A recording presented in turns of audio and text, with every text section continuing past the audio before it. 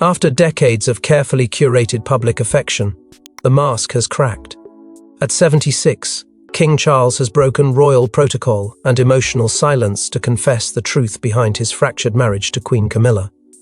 The world saw love. But behind palace doors, it was something else entirely.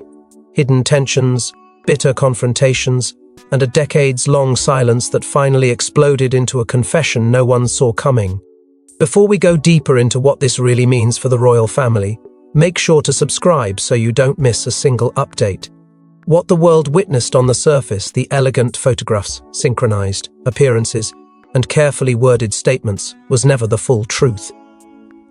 The real story began to unravel not in front of cameras, but behind the doors of an emergency council meeting, called under the pretense of a health consultation. Sources confirm the gathering was unusually tense from the outset. Aides had noted Charles's distant demeanor for weeks, but nothing prepared them for what followed. In a voice stripped of royal detachment, Charles reportedly revealed a burden he had carried since the early days of his marriage to Camilla. It was not a vague sentiment or a cryptic reflection. It was a direct, explosive admission that shattered the image of stability the monarchy had cultivated for decades. The confession was deliberately timed, not as an accident, but a calculated act of self-liberation. Insiders say it was not Charles's health that prompted the timing, but his conscience. One high-level courtier described it as a release decades in the making. The king allegedly stated that his marriage had been built on a carefully engineered illusion, one that he felt bound to uphold for the sake of the crown. This revelation wasn't only personal, it was political. In an era where the monarchy faces increasing scrutiny, Charles's words were meant to reposition himself as a flawed but honest monarch. In a world tired of pristine facades, what startled those present wasn't just the content of what Charles said, it was how visibly broken he was while saying it. According to those in the room, he didn't raise his voice, he didn't weep, but his tone carried the unmistakable weight of regret.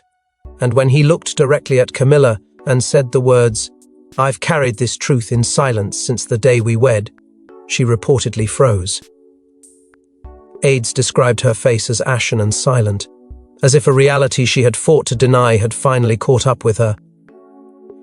The tension wasn't new, but this was the first time it had been voiced in such unvarnished terms. Charles's team was reportedly split between those who believed he was setting the stage for a slow abdication, and those who saw it as a bold reclaiming of emotional autonomy after decades of orchestrated emotional suppression. What can't be denied is that something fundamental shifted in that moment. A rupture, long buried beneath protocol and pageantry, finally surfaced, and it wasn't going back underground. But what exactly was this devastating secret that Charles carried for so long, and why did it surface now, just as the monarchy faces its most fragile moment in decades? In a moment that rattled the Clarion Council to its core, Charles finally admitted, "I was never meant to choose her." The room fell silent. This wasn't about royal strategy. It was about something far more personal, betrayal of the heart, and a burden he could no longer carry. The words came not as a whisper, but as a reckoning. For decades, the monarchy had survived by mastering the art of concealment, burying inconvenient truths beneath a thick veil of duty, decorum, and diplomacy. But now, in his 76th year, Charles had reached a breaking point. Those seated around him, councillors, aides, and even a few members of the privy, watched as the man they had known as sovereign, statesman, and symbol suddenly dissolved into something altogether unfamiliar, a man unmasking himself. What he revealed next stunned the room. Charles admitted that before marrying Camilla, he had made a private promise sealed not in public record, but in spirit to someone he described only as the one I was bound to in truth. The implications were immediate and volcanic. The monarchy had sold the narrative of enduring love between Charles and Camilla, but this confession unveiled that love as conditional, even calculated. The energy in the room shifted from shock to unease. One senior advisor reportedly excused herself in visible distress. Another, seasoned in crisis management, later said, "This wasn't regret. It was admission of a lie lived for decades." Charles had not only concealed his emotional truth from the public, but from those closest to the throne. The reference to a promise intensely private, yet irrevocably political, cast a long, dark shadow over everything that followed Diana's death. According to diaries never released publicly, Charles was under heavy pressure to reunite with Camilla not from affection but from forces deeply embedded within the monarchy's survival playbook. After the world mourned Diana, the firm could not afford a widowed heir who looked unmoored. Camilla was, at least, on paper, the safe answer. But that paper, as we now understand, had already been scorched by an unfulfilled vow. Observers in that room described a moment where Charles' demeanor shifted. He was no longer the assertive monarch who had weathered scandals, rebranded a monarchy, and forged global diplomacy. His posture collapsed. His hands, usually measured in their movements, trembled. "I was never meant to choose her," he repeated. "It wasn't an attack on Camilla, nor a cry for sympathy. It was the release of a secret so corrosive it had eroded every royal portrait they'd staged together. The man who had once fought for the right to marry Camilla now seemed shackled by the reality of that very union. It was no longer clear whether he had chosen her or if the crown had chosen for him. Perhaps most damning was the resurfacing of a private letter Charles had written during the late 1990s, never meant to be public. The quote, now passed around among shaken courtiers, read, "Some choices cannot be undone without undoing the crown itself." For years, this line had been interpreted as a cryptic remark on political decisions. But in this new light, it revealed itself as a confession buried in metaphor, but unmistakably personal.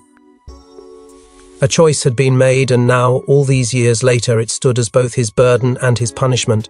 But the secret Charles confessed next shook even those hardened by decades of royal scandal, because it revealed a hidden force manipulating his marriage from the shadows. Unseen until now, a sealed pact made between Charles and the Queen Mother may have altered the course of royal love forever. And Camilla, she wasn't the fairy tale, she was the fallback.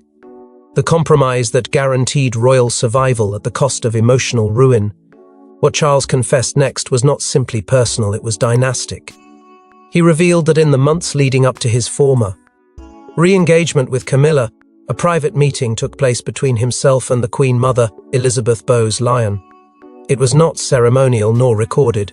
It was intimate, coded, and as now exposed, consequential. In that conversation, Charles agreed to an unspoken vow that he would stabilize the monarchy by formalizing his relationship with Camilla. It was a moment of strategic surrender. The crown, still reeling from Diana's death, needed to appear composed. The public needed to see continuity, not grief. And Camilla, deemed manageable and non-divisive in internal assessments, was positioned as the perfect solution. But in accepting that pact, Charles unknowingly signed away his final chance at emotional authenticity. Insiders now call the arrangement Protocol Glenmore, a name never spoken in public until now, yet deeply entrenched in the palace's internal archives. Documents recovered from restricted Clarence House memos use subtle but chilling language. Camilla was repeatedly referred to as the chosen stabilizer, her role defined not by love, but by necessity. She was the bridge the monarchy needed, but not the companion Charles desired. It was a match that mirrored strength on paper, but bred quiet resentment in private. And it showed. Charles, once publicly affectionate in the early resurgence of their relationship, began to emotionally withdraw just months after their civil marriage. The pact had succeeded in its political aim, but its personal toll was far steeper than any advisor had predicted. According to sources close to the king, Charles began to journal again in 2003 after a decade-long hiatus. Those private entries, now leaked in parts, reveal a man at war with himself. One entry reads, "I no longer recognize my own heart. Every gesture feels borrowed, every smile rehearsed." While the public saw a monarch softening in age, what they didn't see as the inner erosion, the slow crumbling of a man who had traded intimacy for image. And Camilla, knowingly or not, had become the very embodiment of that exchange. Her rise to queen consort was not romantic triumph, it was contractual fulfillment. She had served her role in the grand machinery of monarchy, but in doing so, she became inseparable from the pain that followed. The Queen Mother's intention may have been noble, to shield the throne from another era of emotional chaos, but the consequence was a love story manufactured rather than nurtured. And Charles, for all his power and position, became its most tragic victim. The legacy of that pact now lingers in every photograph, every carefully orchestrated appearance, every distant glance between Charles and Camilla.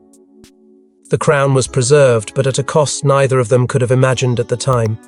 Yet it wasn't only duty that doomed their love, it was what Camilla herself knew and concealed that fractured the foundation forever. While Charles battled his conscience, Camilla built a fortress.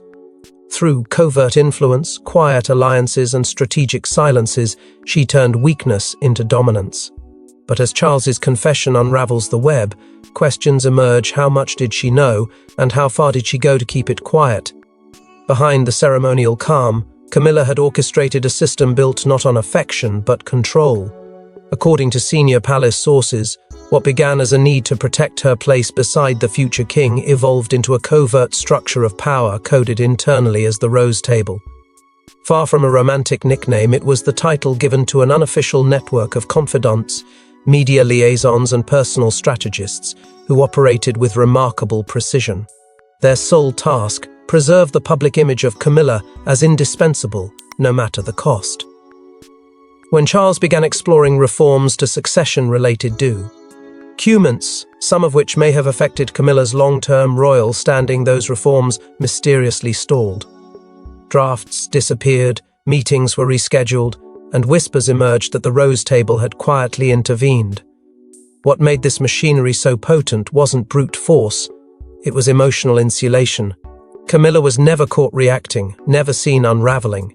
When insiders gently raised concerns that Charles appeared emotionally distant, her response was not confrontation, it was redirection. She intensified her charity work, made carefully timed public appearances, and ensured her team fed narratives of unity to the media. But behind closed doors, there were signs she knew. Confidential staff testimonies claim Camilla had intercepted at least 3 handwritten letters Charles composed but never mailed, letters believed to be addressed to trusted allies of Princess Diana. These letters, according to those who saw fragments, were filled with regret, longing, and an unmistakable sense of unresolved grief. Rather than acknowledge these emotional fractures, Camilla allegedly tightened her grip.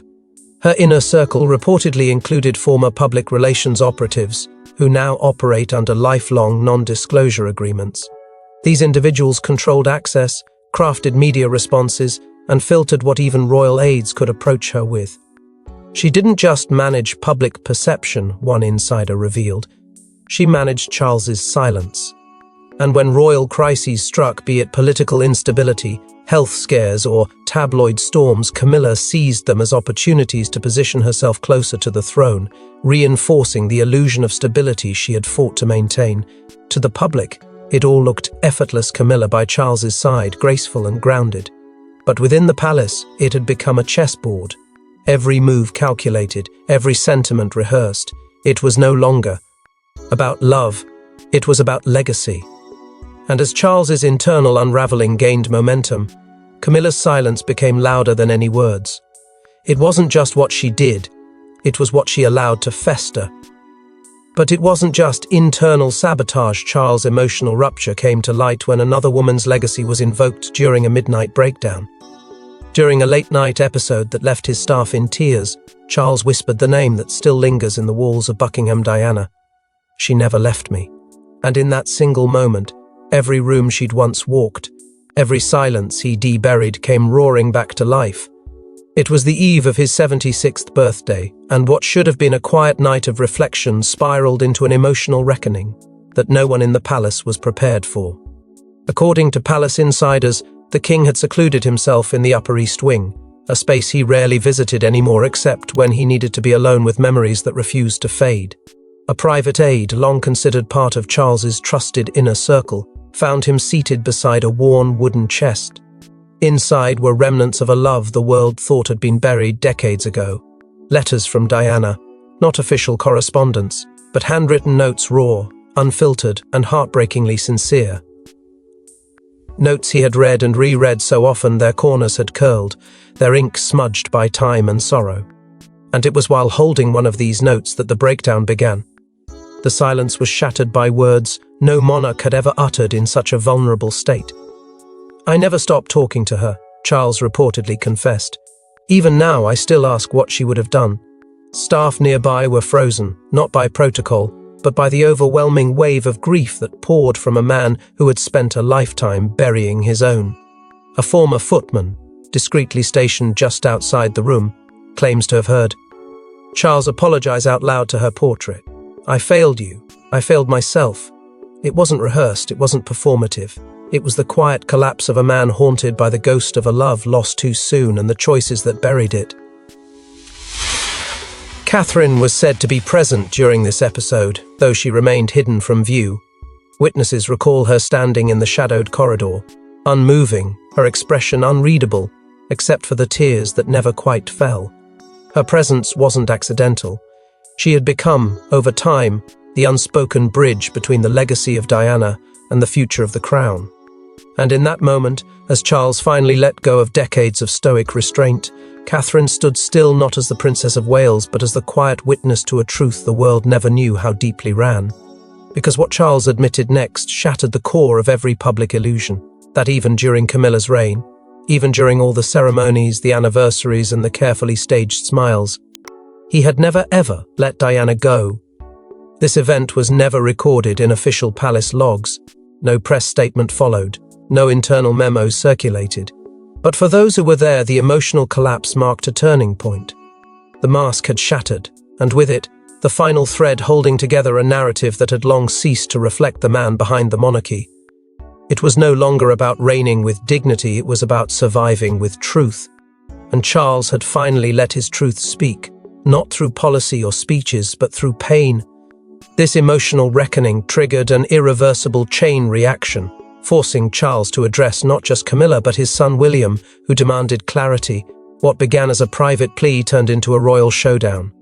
William, weary from silence and deception, delivered a brutal ultimatum to his father: "Tell the truth, or I walk away for good."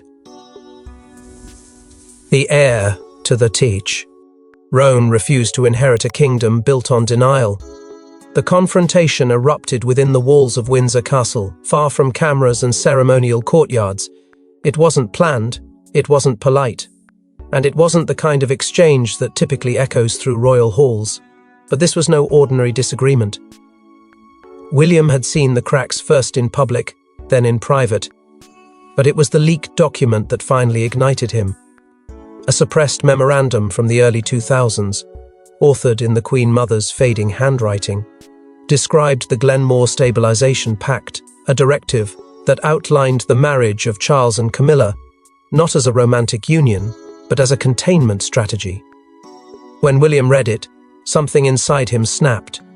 He had lived in the shadow of that marriage, watched his mother's name be carefully sanitized out of official narratives, and now he held in his hands the evidence that confirmed what he had long suspected. His father's marriage had been a palace-engineered correction, not a love story. The confrontation, according to royal staff who overheard fragments, was blistering. William reportedly bypassed protocol, storming into his father's private quarters. What began as disbelief quickly escalated. Voices were raised, tempers lost their grip, and in the storm of accusations, Charles reportedly broke. With a voice shaking not from authority but fear, he admitted that the truth had always haunted him. He confessed that he had chosen public stability over personal truth, but he had never imagined that decision would cost him his son. The words stung, but they weren't enough. William, unmoved, made it painfully clear he would not carry the burden of a lie. If Charles did not speak the truth publicly and fully, then William would step away from his royal duties entirely. And this time, it would not be temporary. Aides were called in to intervene, desperate to cool the heat surging behind closed doors. Schedules were revised, media statements delayed. For the first time in years, the internal calendar of the House of Windsor froze because one decision now held the weight of the monarchy's future. And quietly, through the intensity of it all, Catherine stood firm beside William. Unlike past rifts where diplomacy softened rebellion, this moment drew a new line in the sand.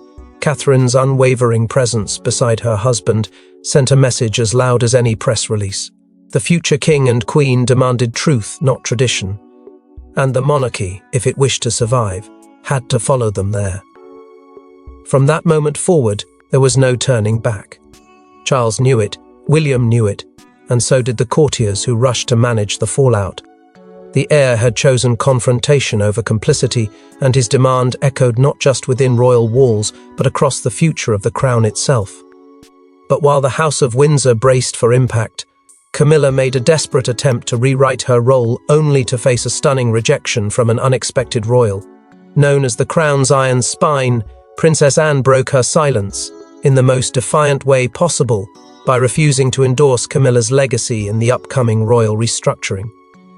Her action wasn't loud, but it was final, and it struck at the heart of Camilla's fragile control. For years, Anne had been the monarchy's unshakable pillar, unmoved by politics, untouched by scandal, and uninterested in the throne's performative aspects. She was the embodiment of duty without spectacle, a force behind the scenes who commanded respect without ever demanding it. So when Camilla quietly approached her with a ceremonial document intended to cement her charitable initiatives into the crown's historical record, most assumed Anne would comply, if only out of protocol. But she didn't. She refused, with the calm resolve that made her the monarchy's most disciplined figure. Anne declined to co-sign a document that would preserve Camilla's influence long after public sentiment had begun to turn. That refusal sent shockwaves through the palace. Camilla's entire post-Queen consort strategy relied on legacy. After Charles's public unraveling and William's pointed ultimatum, Camilla had begun crafting a fallback, ensuring that her name would remain embedded in the royal landscape, regardless of how the tides shifted. The ceremonial endorsement by Princess Anne would have signaled unity, approval, and permanence. Instead, Anne's quiet rejection signaled something far more devastating: isolation. Insiders say the tone of Anne's response was respectful but firm. She would not lend her name to a narrative she no longer believed in. Her decision wasn't driven by emotion but by principle.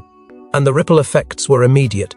Within hours, Charles was forced to convene a confidential emergency council. The Queen's former advisors, many of whom had remained neutral since Elizabeth's passing, openly praised Anne's decision as an act of restoration. They argued that Anne had reignited the monarchy's moral compass by drawing a line between loyalty and complicity. This wasn't just about a signature, it was about confronting the quiet distortion of values that had crept in beneath the weight of protocol and politics. Camilla, according to multiple sources, was visibly shaken. She had anticipated resistance from the public, but not from Anne. The Princess Royal's quiet rebellion cut deeper than any tabloid headline could have. Camilla was seen leaving the palace abruptly that evening, cancelling scheduled calls and delaying planned statements. For the first time since her ascension to Queen Consort, she faced a wall she couldn't breach: Anne's integrity. The move sent a message not only to Charles and the inner court, but to the world watching closely, even within the highest echelons of power. There were still those who valued truth over preservation. Anne didn't need to speak publicly. Her silence, her refusal, and her unwavering posture said everything. Anne's message was clear: loyalty must not come at the cost of truth. But the final blow came not from the past, but from Charles's final act, a royal address prepared in secret for weeks, one that changed everything. No royal speech in modern history has shaken the nation like this. King Charles, eyes unflinching, voice weathered by guilt and age, looked straight into the camera and said, "I have not always been truthful to you or to myself." What followed dismantled decades of illusion. The address had been scheduled discreetly. No fanfare, no trumpets, no formal announcement. Just a brief statement that the king would be speaking to the nation at 8 p.m, a time forever etched into the collective memory of the British people. What began as a seemingly routine broadcast quickly turned into a seismic confession. The entire royal institution had held its breath, and for OD reason. In just under 8 minutes, Charles rewrote the myth that had defined his reign and shattered the very scaffolding of the narrative surrounding his marriage to Camilla. This wasn't a polished performance. This was truth unbound. He began not with pleasantries, but with regret, a regret that had calcified in silence and now found release in public exposure.